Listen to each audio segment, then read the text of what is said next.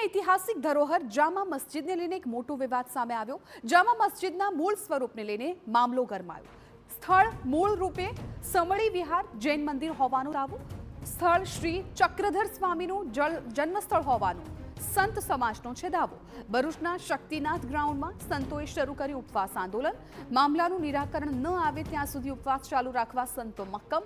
સ્વામી મુક્તેશ્વરાનંદજી, સ્વામી રાજરાજેશ્વરજી મહારાજ સહિતના સંતો આંદોલનમાં જોડાયા। હાલ પુરાતત્વ વિભાગ હસ્તક છે ઐતિહાસિક ધરોહર એવી જામા મસ્જિદ। આખી સ્થાપત્ય સ્થિતિ આપણને સમજાવે છે, દેખાય છે કે આ એક ભવ્ય હિન્દુ મંદિર હતું, પરંતુ એને જ્યારે અત્યારે કેટલાક વ્યક્તિ, કેટલાક સમાજના વિશેષ લોકો એને મસ્જિદનું સ્વરૂપ આપી રહ્યા છે, ત્યારે પુરાતત્વ વિભાગને અમારે જાગૃત કરવું છે કે જો તમે આ સ્થાપત્ય સંભાળ્યું છે તો એને મૂળ સ્થિતિમાં જાળવી રાખવું।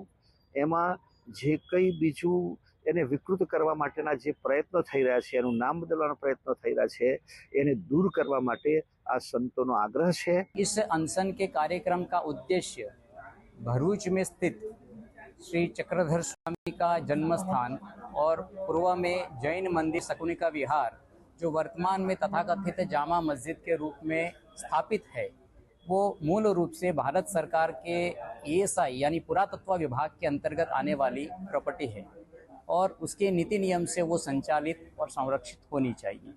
लेकिन कहीं लंबे समय से इसका संचालन और संरक्षण, उसका वास्तु उसके नियम के अनुसार नहीं हो रहा है।